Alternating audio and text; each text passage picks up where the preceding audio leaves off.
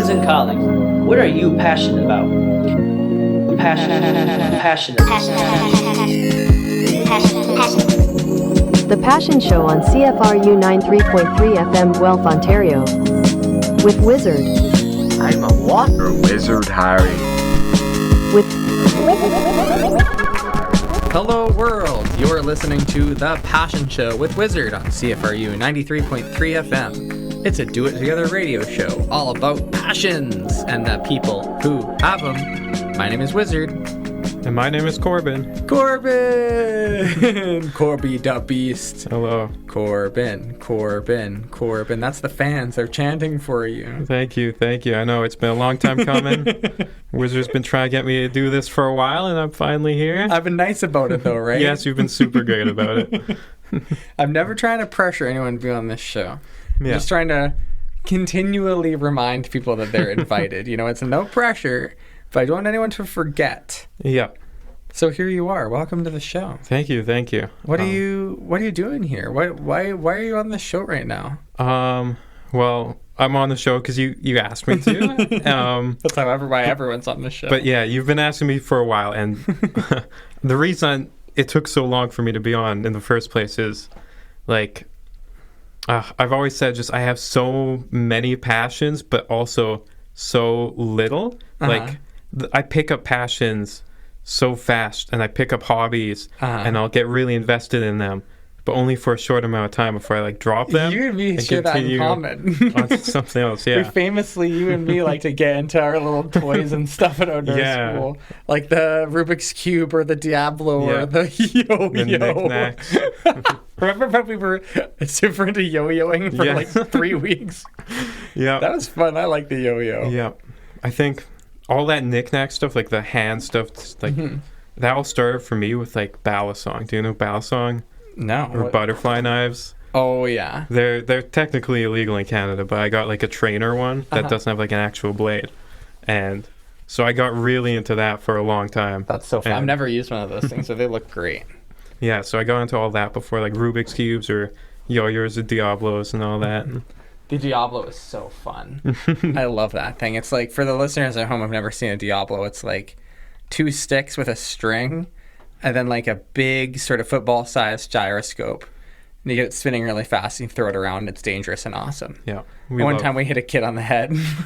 Fun. We love our physics-based toys. Exactly. And no, we did. I was JKing. We didn't hit a kid on the head with one. I never said that. That's pretend. Yeah. We do love our physics-based toys. We love picking up passions and putting them down. Of course, yeah. But yeah, we finally decided on a kind of a topic that we were both pretty passionate about that we could probably talk about for a long time. And that passion is a video game genre known as roguelites or roguelikes. Yes, sir. So we want to just start with roguelikes? Yeah, sure. And then if we run out of roguelikes to talk about, then we'll get into your other I got many items. passions I can talk about for a long time. Or maybe we'll just call it we'll see. We'll feel it out. We'll see. Because I could definitely talk about roguelikes for a long time. Yeah. Would you like to tell the dear listeners? I bet you there's a couple listeners in the audience right now who know what a roguelike is. Yeah. But I bet you there's a lot of them who don't. So what is it? So roguelikes are a video game genre that are usually just defined by their, like, basically, if you die during your run, you have to basically start over, and you have to start from the beginning, and your character goes back to level 1, and you have to, level up your character from the start. And it's like if Mario didn't have lives. It's like if Mario went back to level 1 every single time he died. And if Mario continually got stronger as the further he got. And also, if Mario levels were randomly generated every time you played Mario. Yes, that's also the key defining feature that keeps them unique. So it's not like you memorizing all the maps and all the layouts and what to do every run, because they're all random. So it's more about strategy usually. And it's just the best freaking genre for video games in the whole wide world. Yeah. Because it's almost not really a genre. Because, like you were saying, like with your list, you can roguelike-ify any genre. Yeah. You can make a roguelike deck builder. You can make a roguelike platformer. Platformer. Action, top-down action game. Yep. RPG. first-person shooter, First-person shooter like game. Returnal. Well, Returnal's third-person, I think. Yeah. There are plenty of first-person shooter roguelikes these days. Like, oh my god, Paranautical Activity. Did you ever play that? I haven't played that one. That's an old one. Have you heard of it? No, I haven't actually. I think it came out. Man, that's one that should be on my list. Me and my friends used to play the heck out of that game. Yeah, it's like a voxel-based, super duper fast-paced. When I say voxels, I mean like 3D pixels. Yeah. We're gonna have to explain a lot of terms on this episode for all the Guelph like naturey non-nerds. But it's like super fast-paced. You go from room to room, random generation, fighting bosses, getting money, spending it at shops, choosing between 3 options. All the good stuff. I bet you that's one of the first FPS roguelikes. Mm-hmm. But I don't know. Yeah, is it one of the first ones you got into? It's one of the first ones I got into for sure. I don't know if it's the first one of the first that existed. It may well be. I think that game probably would have come out in like 2012, 2013. So, but like, dude, can you tell these listeners about the history of roguelike? Why is it called that? I think it's pretty complicated, but basically there's a game that was released that was called Rogue, and it had all the elements, the randomly generated rooms, the permadeath, and basically those 2 things. Those are the keys. Yeah, and basically every time a game was released after that, they basically said, oh, this game's like Rogue, so it's a roguelike. Exactly. I think famously, like, the second roguelike was this game called Net.hack. Mm-hmm. People were like, Net.hack is like Rogue. It's a roguelike, baby. Yeah, and that's how the genre was born. And then people started to get more creative with it. Because it used to just be that roguelikes were just like RPGs that were used text as their graphics. Yeah. So sort of like Dwarf Fortress. I think people would consider Dwarf Fortress a roguelike, actually, which is kind of weird. But then, you know, people got a little more fancy with it. Yeah. Said, you know, the main things are permadeath and random generation. All that other stuff, not important. So you have a little list? Where do you want to... I do. I'm not sure cook? how we want to tackle it. Maybe we just want to go, back and forth. Yeah, let's just go back and forth. You can bring up a game. We'll discuss. Because in preparation, this is maybe the first episode I've ever prepared in advance for. In all, like, 60 so episodes I've been made of this show, I've never once put together a list in advance. But I have my list on my phone right here of my personal top 10 roguelikes in order. Okay. So you bring up yours, and then we'll go over to me, and I'll do mine. We'll go back and forth until we both discussed every video game that we want to discuss. This is so nerdy. Okay. I'm happy to. So I guess I'll start at the beginning of the game that got me into roguelikes. Was a game called Wizard of Legend. Okay, I've never heard of this. Tell me about Wizard of Legend. It's a spell-based, like, top-down, very difficult roguelike. Okay. Where you basically go through the levels, collecting new spells, and it just really makes you feel like... I feel like it's a game that's like closest to like Avatar: The Last Airbender. Ooh. Like where you just get control all these elements and use these spells in combination and synergies to get through it. And that's another important roguelike thing, isn't it? It's like synergies. Yeah. And creating a character and it's wombo combos. probably why I like the genre so much. Is the creating synergies and the strategies, because I don't know, I always said, like, I'm not a creative person. Like, I don't do a lot of art, I would say. The way I get my creative fix is by, theory crafting and deck building. Like within these systems. Yeah, within these systems, and putting together, like, these combinations that no one else have done, and, like, thinking that way. That's great. My creative line. They call that a creative limitation, and I think it's a very important thing. Too many options. Like, if you had to design those games, maybe that'd be difficult. But, like, designing a build within the game, that's a good opportunity for creativity. Yeah. Wizards of Legend, you said it was called? Yeah, Wizard of Legends. Wizard of Legends. Yeah. Okay, where can you play it? I played it on Switch a long time ago, and I think really helped that it was co-op, so me and my brother Oh, that's great. got to play it a lot. Friend of the show, Corbin's brother. Yeah. And yeah, it doesn't have it has no like invulnerable frames. So like when you're dashing, Ooh. when you get hit, sometimes the enemies just wombo combo you and you're dead after one hit. My favorite, my number one on my list has a lot of that. Yeah. A lot of just like getting absolutely toasted. So it's a lot of like skill and learning the enemies and learning the movement so you don't get hit at all. So I really enjoy that about it. That's a beautiful thing about roguelikes too. My favorite roguelikes are the kinds of games where in order to be good, it's just a you problem. Yeah. Like you have to be Yes. good at the game. You have to know things about it.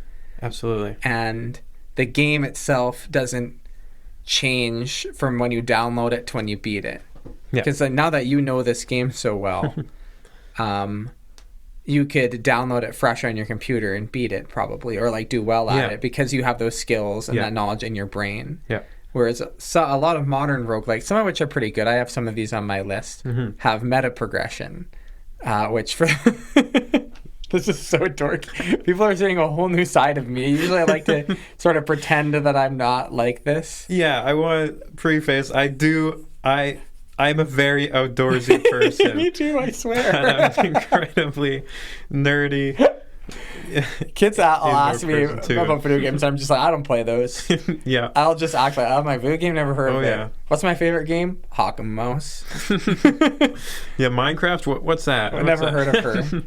I downloaded Minecraft in 2011, I believe, when it was in alpha. When it was in pre-alpha. Isn't that crazy? You were one of the first. Yeah. I had to like e-transfer them money, basically. Well, not I had to PayPal, like directly, like to the email address of the creator of Minecraft to receive my download code. That's awesome. It was terrible. I actually had to convince my mom to let me make a PayPal account to download Minecraft. Wow. Anyway, this is some horribly cursed wizard lore. Yeah, we're on a bit of a tangent now, but what was I gonna say? When you're like in school and they like handle those sheets or like the get to know you sheets and they're like, are you an indoor person or an outdoor person? I always kind of struggled to answer that because That's a BS question. yeah, I loved being outside all the time when I was a kid. Climbing trees. Climbing trees, canoeing all the time, exploring islands and swimming and, you know, just being outside. But I also knew that I loved like video games and like media, like superheroes and comic books and like board games more than most people as well. Because you're a robust person. Yeah. You know, and they're trying to box you in. And I'd say like the appeal of video games, especially the kind of video games we like, and canoeing and hiking and climbing trees are like very similar things. Like exploration and discovery and mastery. Think, yeah. I mean, like one of the most iconic video games that exists right now, The Legend of Zelda, was started because its creator was inspired by like romping around the Japanese countryside looking for caves. Okay. Right? Like, is that the story there? Yeah, that's awesome. the story. He's just like, I want to recreate that feeling. Of course. And that's what roguelikes are all about. Yeah. Okay, so you've talked about the Wizard of Legend. I will now talk about number 10 on Wizards' big top 10 roguelikes list. That's right, okay. So number 10, this is pretty low on the list. This is a controversial choice. I'm going with Vampire Survivors, baby. Okay. It's so fun. It really is just one of the most addictive gameplay loops that you can have. You can just sink so many hours into it, and it goes by really fast, but it is really fun. It's very fun. For the listeners at home, Vampire Survivors. So this game did have crossover appeal. This was like a psychotically popular game. Yes. Vampire Survivors is this amazingly dumb game where you control a little guy, a little vampire survivor, and all that you can do is walk around. You have spells and stuff that your character uses, but you don't control it. All you do is walk around, and your walking around does basically nothing. The game might as well not even let you walk, because all you do is control what choices you get about how you build your guy. Because every few seconds it'll be like, do you want to choose this spell or this spell or this spell? And they're all, the game was made by this Italian guy who doesn't have a super good grasp of English. So there are all these really oddly named spells. So it's like, do I want the Candelabrador or do I want the King Bible? You want the King Bible. Yes. And or Magic Wand or Fire Wand or all this stuff. And so there's this joke in the roguelike community about picking 3 or picking from 3. Because so many of these games give your choices to you in the format of, here's 3 choices, choose one. I wonder what game popularized that. Maybe Slay the Spire? I don't know. But it feels like it's been around forever as a format. It feels like it. And so what the amazing thing about Vampire Survivors is that all it really is choosing from 3 and getting to see bright, flashy things on the screen. It's like a real Skinner box of a game. It's just giving you juice. It's like, here's some dopamine. And it's like injecting it into your veins, but it requires 0 mechanical skill. All you need to do is pick good spells and watch your guy win. It's a beautiful game as a result. It's not my favorite, but I think it deserves a spot at number 10. I mean, I'll shout out to my favorite of the genre, the survivor horde survivor genre is a game called Hollow Cure. Hollow Cure? It basically started off as it was exactly like Vampire Survivors to start off, but with VTubers. VTubers? Which I was never into. Okay, yeah, right. But this game, like, the person who made it just kept adding to it and adding to it and adding to it, and just like making the systems more in-depth. Mm-hmm. Like, he made it so you can like aim, and all the characters have different weapons and different like skills, and he just added more depth to this the survivor likes, which were kind of defined by being simple. But I like the complexity that version added. I think they're at their best and they're balanced out by being seriously complicated, weird systems to balance the lack of mechanical detail. Yeah. So what's that called? It's called Hollow Cure, and it was like, Cure. It might still be the number 1 highest rated game on Steam. Really? And it used to be at least a couple of years ago, and it was like that for a long time. Because it's free, and it's just made by one guy who doesn't even do this as a job. He does it as like a side hustle. That's great. And like, the game is so good that people like try and send him money. He just refuses to accept anyone's money. That's brilliant. Because he doesn't want it to become a job. G. He wants it to be his passion. So it's barely even a side hustle. It's just a side project. It's like the Passion Show. Yeah. I don't want to make money for this. But yeah, it's you should definitely try it out. Okay, Hollow Cure. I will. Okay, does that count as your submission? I think so. Okay, we'll go to number list. 9 then. We'll go to number 9. Okay, number 9 on my list. Oh, yes. Okay. So this is the only one on my list that is a game just for phones. I think you can download it on the computer, but it was designed with phones in mind. And I think it's a pretty brilliant game. You may have heard of it. It's called Downwell. You ever played Downwell? I haven't played it. Do you know it? I've heard of it. It's so fun. It's like and what's really brilliant about it is that it's designed around the verticality of a phone screen. A lot of games, they get ported to phones, and you have to turn your phone sideways to play them, and they have like a fake controller on the screen, and it's just no fun. Yeah.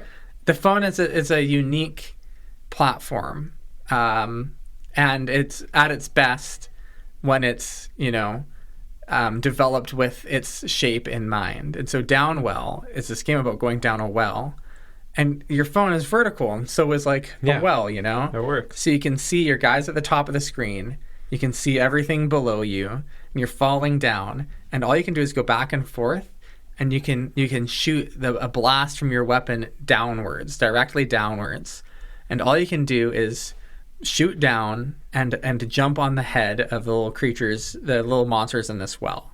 All you want to do is just go down the well. Yeah. And you can get a combo by not touching the ground. So by jumping on heads of creatures and by firing your weapon down, which propels you up just a little bit, And it's so fun. It's just a brilliant little game. It's a little game, and there's only 3 levels and a final boss. It has this amazingly stark color palette. It's like just black, white, and red. And it's down well, baby. Okay. I mean, it sounds simple, but I think that's good for... I don't want a phone game to be super complex. No. I want it to be... Exactly. Playable with one hand. Pick up and play. Simple. Exactly. And it doesn't even have a choose 3. It just has little shops that you can go into that spawn on the side of the well. You go in there, and it's just like you can buy something or not buy something. Great little game. Yeah. Down well. I'm kind of scared to download games on my phone because I don't want to get too addicted to All I have on my phone is stupid little idle cookie clicker knockoffs and solitaire and Sudoku. Yeah. Games that won't make me want to look at them while I'm at work. Yeah, I know they have they put like Balatro and Vampire Survivors on phone. Couldn't be me. That will ruin my life. Yeah.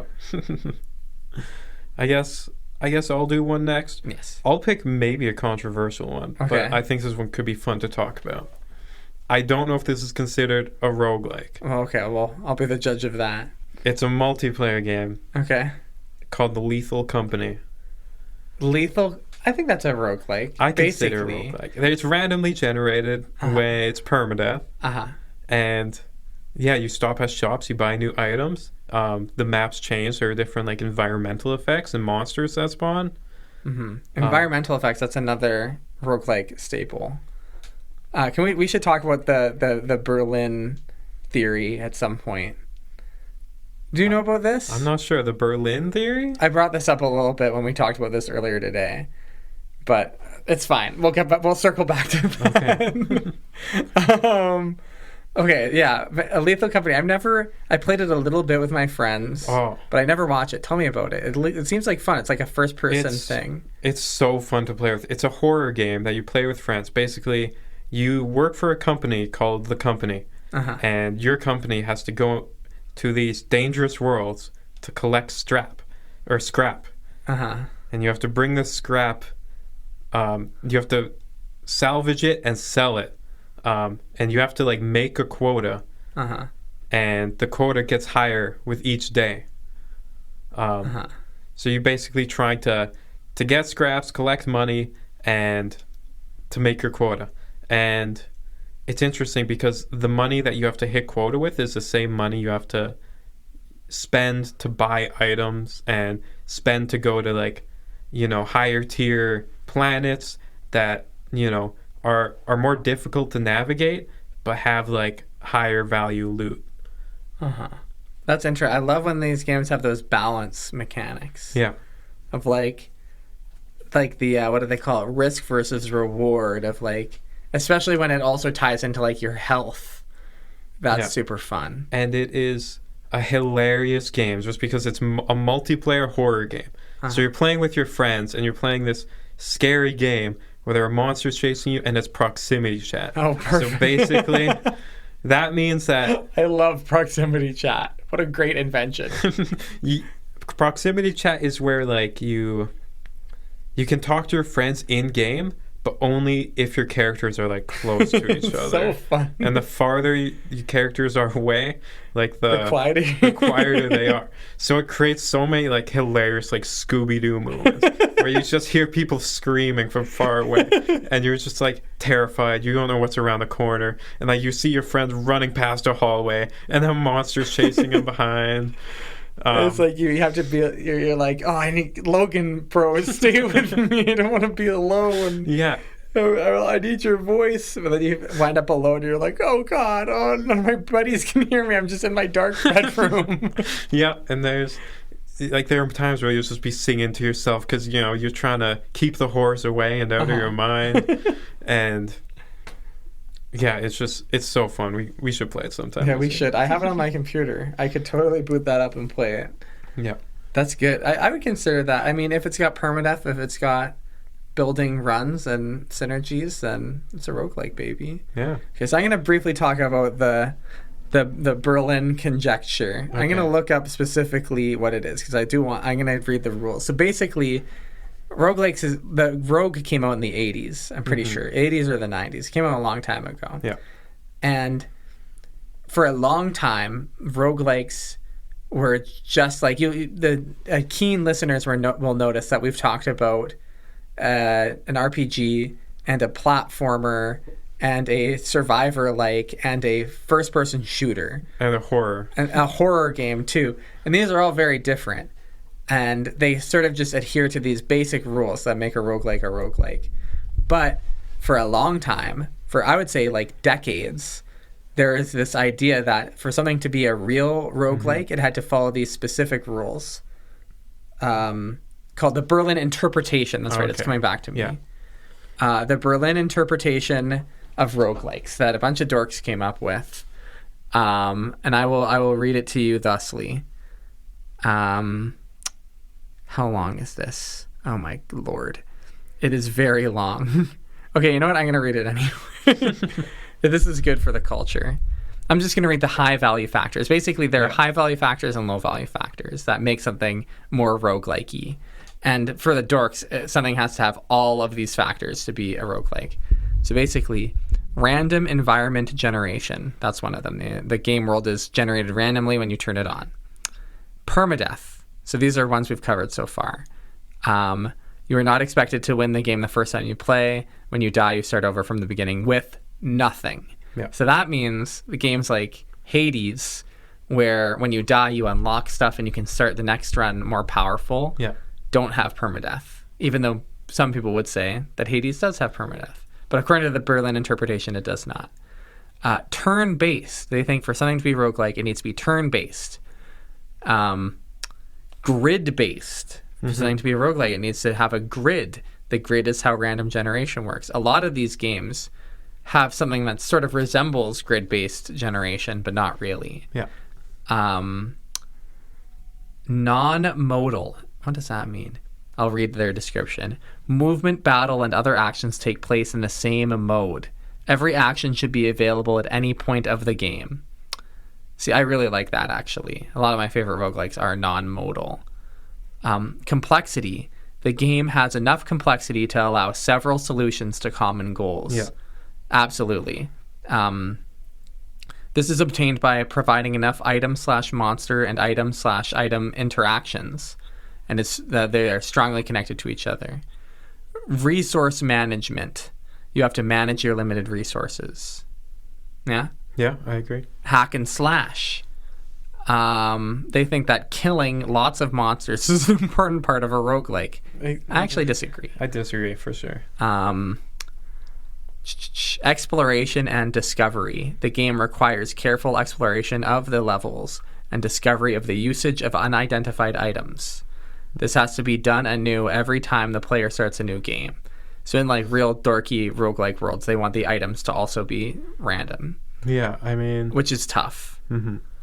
And then there are low value factors, but I actually think that some of these should be higher value. But also this is all just... Who cares? Yeah, I think... The low value factors are that it needs to only be one player. Monsters need to be similar to the player, which I kind of agree with, actually. I really like when these games let monsters and creatures do the same interactions as the player and have similar rules. My favorite one has that big time. And then it needs to be challenging. It needs to have an ASCII display, aka be made of letters and numbers and stuff. It needs to have dungeons, and everything needs to have visible numbers, which I disagree with big time. Anyway, that's the Berlin interpretation, so that the listeners... This is just such a unique episode of this show. No episode of The Passion Show has ever been remotely like this. Glad I could be a part of it. All right, that's my entry. Back to you. Okay. Well, I'll just say that, I just say roguelikes and roguelites, use them pretty interchangeably. Like, usually roguelikes I consider have no meta progression. Roguelites do have meta progression. That's how I define the two. And when we say meta progression, we mean resources that carry over through the runs that you can spend to upgrade your character.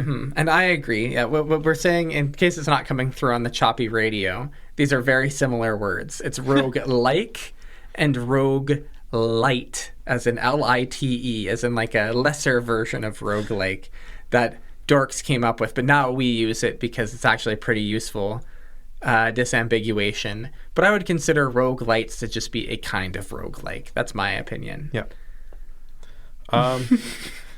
Oh, so I guess I'll talk about one. I'll talk about a big one. Probably the one I've spent the most time playing is Risk of Rain 2. Ooh, that game looks so fun. Yeah. That's one that's on my list. It's a third-person shooter that's multiplayer, and you basically, you have, your character, and it's basically it's third-person shooter. So there are monsters that you have to kill. You kill the monsters, you get gold. You use that gold to open chests. You fight the boss. You go on to the next level. You rinse and repeat until you defeat the final boss. Or you die. Or you die. But it's special because there are so many items that drop in this game that it doesn't take long for your character to just become incredibly just overpowered, and you're just like walking around and looking at things, and everything on the screen is exploding. Oh, man, that's so fun. Yeah, and it also has this competitive factor because when you're playing with your friends, all the chests can only be opened once. So you're almost competing with your friends to get the best loot on the map, which can be really frustrating. Like games that are like really co-op and competitive, Yeah. I think are so fun. It's such a winning formula. Yeah. Because there are like these multiple ways to enjoy it. Because when you win, you still win together. But you're also like, I want to be the one that's busted. Yep. I want to be the hero. And it's got a lot of depth with a lot of different secrets and paths to take. And, the more you know about the game, the more secrets you know, the more you can unlock. And so it really rewards exploration and going different routes and learning the game. I love different routes. That's always a fun thing for me, is being able to be given choice. Yeah. A few of my entries have that. But not my number one, actually. Okay. My number one has something sort of resembling that, though. Yeah. Okay, Risk of Rain 2. I need to download that game. Some of my friends are super duper mega into that game, and Risk of Rain 1, which I was never able to get into. Yeah.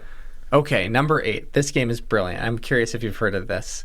My number 8 roguelike is called Noita. I've heard tales of this game. Have you ever seen it be played? I've seen it being played. It's the best game ever. The only reason it isn't higher on my list is because I don't have a good enough computer for it. Okay. Basically, Noita is this brilliant pixel-based sort of platformer where the amazing contribution that it makes to the genre is that every single pixel on the screen is independently simulated, which means that every pixel can interact with every other pixel. They all have unique properties. And there's like a million, it has this whole chemistry system. There's like, it's hard to explain just how, like, this game has the most psychotically deep systems. Yeah. And all your character can do is run around, pick up wands, and pick up liquid in his flasks, and shoot his wands. And yet, it's possibly the most complex game it's maybe one of the most complex games ever. Yeah. I would say. The wands you can make it has like this insanely complicated system for making wands, and you can make wands that do crazy stuff. And the secrets in this game are insane. Yeah. Like the lore of it is nuts. You can download this game on your computer and beat the game, like get to the end and defeat the final boss and win, and you will have seen like 5% of the world. You can the game starts with you walking into this cave, right? You go into this cave, then you go down. This is a classic roguelike thing at this point. You go down layers. At the end of every layer, there's a shop. And then after 5 layers, you fight a boss. You don't even have to go into that cave at the start. You can just go the other way and just go do basically a different game. That's over to the left. You can, instead of going into the cave, you can go to the top of the mountain and go over the mountain and go to the right and go to just another game that's over there on the other side of the mountain. You can go, when you go down, you can just go left or right. You can blast through a permanent wall and discover more stuff. Yeah. It's crazy. It's like the best game. It is. It's so crazy. It's the only way I know is I've seen a few videos, but online it's kind of known as the only people who play this game are the actually insane people and the mad people for how complex and how much you actually have to learn to like get into this game. Yeah. And how much it has to offer. And that's kind of why I haven't gone into it. Because I don't want to put in the hours to... It's awesome. One day, Corbin, this game will absorb you. Yeah. Yeah, and the only reason it isn't higher on my list is because I frankly just don't have a good enough computer to run it. You need a good computer. Okay. But I've still played a bunch of it. It's just choppy. Yeah. Okay, that's my number 8. Back to you. Great. I'm going to talk about a game that it's grid-like. Okay. And the reason I like it so much is because it reminds me a lot about chess. Okay. And chess, you could say, is another one of my passions. Chess is a great roguelike. But it's grid-like, and it feels a lot like chess. It's a game called Star Vaders, and you were talking about this. Yeah, it's basically where you control a mech. It's a deck builder. So you have a deck of cards, and as you go through the game, you collect more cards. You add them to your deck, and it's these cards that let you control your mech on this grid, and interact in different ways. And yeah, there are just lots of different ways to play. Like there's some mechs that want to be really right close to the enemy and like fighting. There's some that want to be far away and shooting. There's some that spawn a bunch of like little creatures that you can control. Classic archetype. Yeah. Horde. Yeah, and the depth of this game is just, it scratches that chess itch for me while also scratching the deck builder roguelike itch. It's like, it kind of sounds like, did you ever play Inscription? Yes, I've played That's a fun game. That's a cool one. But yeah, it's I like when the card genre mashing is such an important part of roguelike world. Yeah. And I do really like the cards combined with like layout and grids and stuff. That sounds great. Star Vaders. I'll have to try that someday. Yeah. Okay, my next. I'm realizing that we're like just blasting through. It's already been 36 minutes. This is insane. Gotta hurry up. Yeah, agreed. The next one, number 7 on my list, is Dicey Dungeons. Yes. By the brilliant Terry Kavanagh. Great. Who made one of my favorite non-roguelike games, VVVVVV. Brilliant little indie platformer. Dicey Dungeons is a super fun game where you roll dice to fight creatures. I really like when overt random things are in games. I like bashing my head against those systems. It's super good, super cute art style. It's very accessible. I'd say, with one exception, it's the most accessible game on this list. So download Dicey Dungeons. You can get it on your phone. It's super duper fun. Dicey Dungeons, baby. Back to you. We'll just try and get through them, I think. But unless you have anything to say about Dicey Dungeons. No, it's great. It's just a fun game. It's just a fun game. One I want to talk about, RoboQuest. RoboQuest, never heard of it. It's first-person shooter, super fast. The movement feels really incredible. Love a good schmovement shooter. I love schmovement shooters. Titanfall 2 is probably one of my favorite multiplayer games, and RoboQuest just has that feel to it of just moving super fast and just going through enemies and just try to be as fast as you can. Well, yeah. That sounds great. It's really great. All the guns feel incredible. It's a mix of Borderlands, Titanfall. Bro, that sounds awesome. I forgot the others, but it's incredible. Sweet. One of my favorites. What was it called again? RoboQuest. RoboQuest. You're going to need to send me this list. I will. I'll put it in the show notes. Okay, the next game on my list, number 6. This game is kind of recent and very influential recently. Luck Be a Landlord. I've heard of it. It's a super fun game. It is a slots type of game. It's like a deck builder, but you are building... you're basically adding icons or symbols to your slot machine, and you're trying to have them combo with each other. So it'll be like a bunch of fruits that are made better by each other, and then you want to add like the fruit basket that says like adjacent fruits give $1 more. And then it's like, then you can add the doggy, and it's like, doggy eats apple or whatever. And so if the doggy is near the apple, the doggy eats the apple, and the doggy gives 5 coins. But then the apple's gone. It's just that kind of thing, right? And there's like a million different little things in there. And Luck Be a Landlord started this kind of system that's become very influential, where every 3 times you spin, you have to meet a deadline, or like you have to pay your debt to the landlord, because Luck Be a Landlord. And that has become a system that's been used a lot, including primarily in one of the next games on my list, which is like probably the most popular roguelike ever at this point. But we'll get to that. I'm sure the people in the audience will go cheer and holler when we get to that one. Yeah. So that's like the Landlord. Did you ever play that game? I haven't played it. It's good. It's fun. It's cute. It's little. Okay, what's next on the Corbin list? I guess the one I've been sinking a lot of time into recently, it's probably my favorite purely deck building. Okay. And just deck building, playing cards. The opponent has cards that they're playing too. Is called Legends of Runeterra: Path of Champions. It is basically a League of Legends card game. Oh God! And like, is it actually made by the League? It's made by Riot Games, who make League of Legends, which has its own, it's kind of infamous at this point. I would say. One of these days someone's going to come on here and just say, my passion is League of Legends. I'll just have to sit back and go, and just, I'm not allowed to bully my guests. Not that I ever would. I'm sure League has its own merits. The game itself is nothing like League of Legends. It's a card game. It just has a lot of adjacent characters, and the lore is, it's set in that universe. It's okay. I like Hearthstone, but I don't like World of Warcraft, so that's okay. But yeah, it has so many characters. It probably has probably close to 100 characters, each with their own unique constellations and unique decks and different. 100 different decks? That's crazy. Probably close to that. It's really crazy, the depth of this game.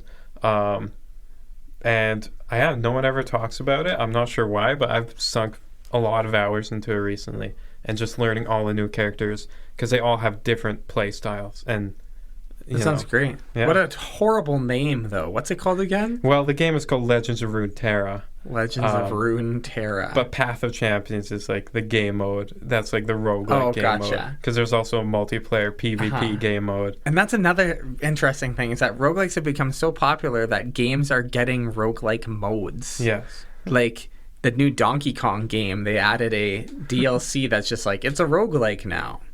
Isn't that strange? Yeah. It's like when everyone is adding like Battle Royale versions. Okay, that sounds fun. I won't play that though, because it's League of Legends. I just won't. Fair enough. And also because number 5 on my list fills my deck builder plate so well. It's one of the most iconic roguelikes of all time. Slay the Spire. Yeah. Everyone loves Slay the Spire. Yes. It's brilliant. It's a pure deck builder. You're just building your deck and fighting against creatures that are random creatures that fight you, and you just have to know these systems, understand these cards. It's not super duper complicated. There's only 4 characters, my 4 best friends: the Ironclad, the Silent, the Defect, and the Watcher. But I'm my real buddy is the Ironclad, even though he's the most boring. But I just love him. He's a big guy with a big sword, and all of his best cards are just meant to make his sword bigger. And it's a beautiful. It's not number 1 on my list, but I would say that it's essentially perfect. Yeah, it kind of started. It feels like it started the whole deck builder roguelite genre, or I think it did. Maybe perfected it. Definitely popularized it in any case. Yeah, for sure. I've actually been playing the board game recently, and the board game is literally just the video game as a board game. It's the exact same. It's kind of crazy how well they just sounds awesome. Turn the video game into a perfect replica. Do you need like a calculator beside you to play it? No. So but instead of like your in the base game, your weapons do 6 damage as a base or something. In the board game, it's just 1 damage. Gotcha. But so the math isn't super complicated. The math is different, but the game is exactly the same. That's awesome. Yeah. I would love to come over and give that a try sometime. Yeah, sure. So I've been Spire pilled since 2016 or whatever, when it came out a long time ago. Yeah, we should do that. And yeah, I love that game. I think it's beautiful and perfect. Okay, what's next? Oh, no, that was me. Your turn. Oh, yeah, that was I just talked about board games, which I could also talk. I could probably do a whole episode on board games Definitely. too. Definitely. We're just racing against the clock here. Yeah, This is like a roguelike. This episode itself is a roguelike. It's a run. We're trying not to die. They're all so similar too. It's kind of they're so different but so similar. It's hard to like explain how different they are. Well, I'm trying to keep it interesting. Yeah, I'm trying to like get into different aspects of it every game. Yeah. This is so darky. To think that this is going to be on the radio. Yeah. Like and because it's on the radio, Corbin, you have to remember this, and I'm sorry to freak you out, but radio waves are like a physical phenomenon that like will physically, like at one point every single person in Guelph will have us talking about roguelikes going through their actual bones. Wow. Like for a whole hour. So consider that. Good. Anyways, what's next on your list? Let's talk about Balatro. All right, there it is, baby. Balatro. There it is. It's a poker deck building roguelike where you have your deck of playing cards. Your deck of playing cards. Just like Mama used to make. Yep. 52. And you draw like 9 cards into your hand, I think. 9 cards, and you have to select a hand to play. 5 cards. 5 normal. cards. Yeah, you select 5 cards to play. And if you play poker, there are different hands, and they're worth more the more rare they are. Yeah. So like a royal flush is the best one. Yeah. And like a high card is the worst one. And there's like 2 pair and flush and straight in the middle. Yeah, and basically the different cards you play have different numbers, and it calculates, and basically you just want a big number. It's big number. Bigger number, baby. And what's the special thing about Balatro? Why is it brilliant? The Jonglers, baby. Yeah, the Jokers. Tell these people about the Jokers. You get these different cards that are like add different modifiers to the hands you play. So some of them are like, your 2 pairs are stronger. So even playing like a weak hand, like a 2 pair, if you have a Joker, it could still be a good hand. Yeah, you get the pants Joker. Yeah. It's just like a pair of pants.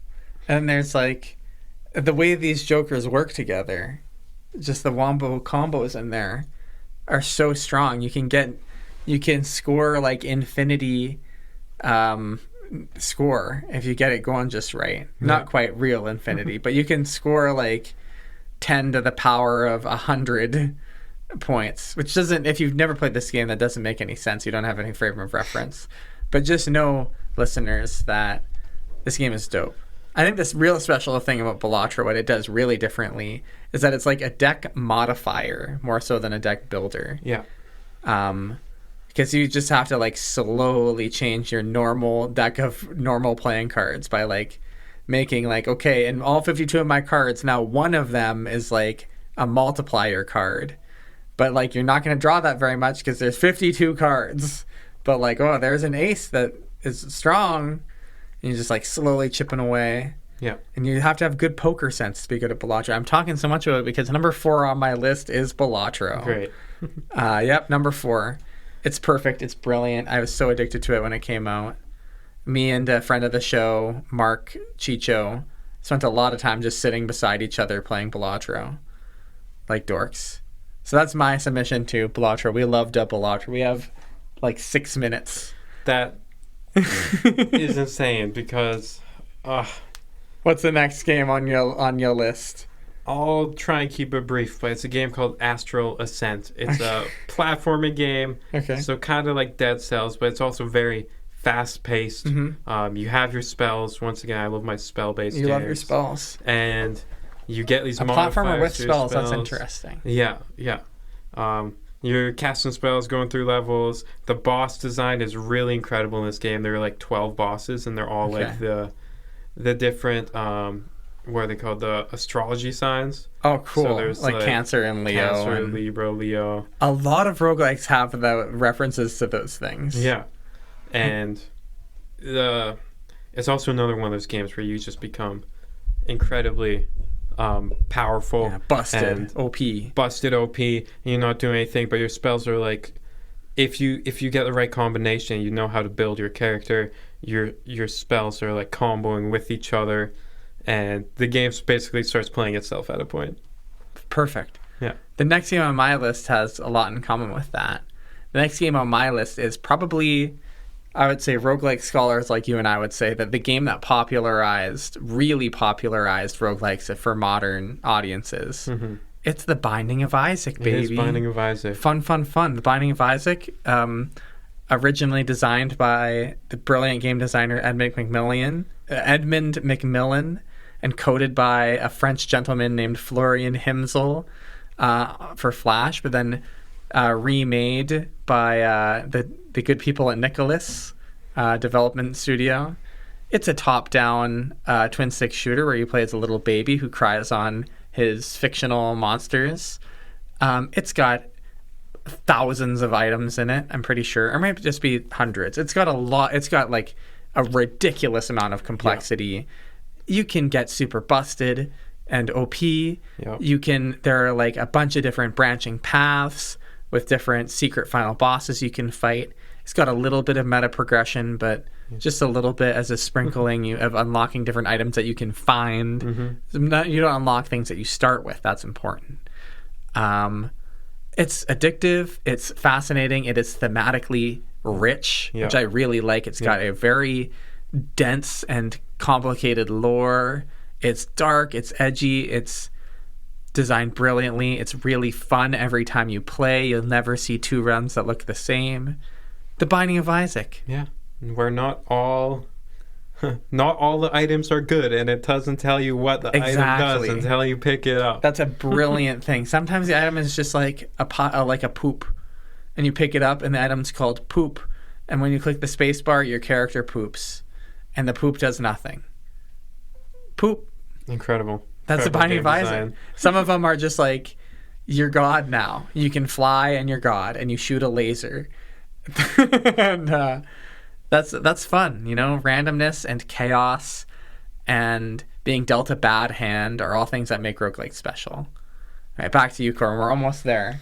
We have such a limited amount of time remaining in this episode. Okay. Darkest Dungeon 2. Darkest Dungeon. I never played either of those games. Very hard, very stressful game where you don't get a lot of upgrades and your characters are slowly dying over time, and your characters are getting more stressed over time, and they're gaining these negative modifiers, and you're basically surviving by the skin of your teeth for the entire game.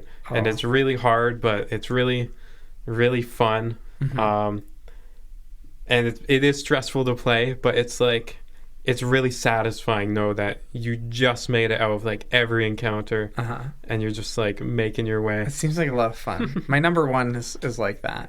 But yeah, Darkest Dungeon 2. Fun. I really like games where you have to like struggle for every bit of it. As fun as it's like, there are two roguelike archetypes. There's like games where you have to try and get busted and overpowered, and there are games where you have to just like really struggle it out. And they both have pros and cons. All right, my number 2 on my list is this little game developed by this Swedish studio called Vlambeer. It is called Nuclear Throne. Mm-hmm. Do you know Nuclear Throne? I do know Nuclear Throne. Came out a long time ago, I think 10 years ago. It is another top-down shooter, but you control your guy with the keyboard and you control your aim with the mouse. Yeah. The thing that makes this game brilliant, it's a choose 3 type game. It's actually choose from 4. And you're a little guy. You can mutate. It's like a nuclear wasteland. You mutate your guy.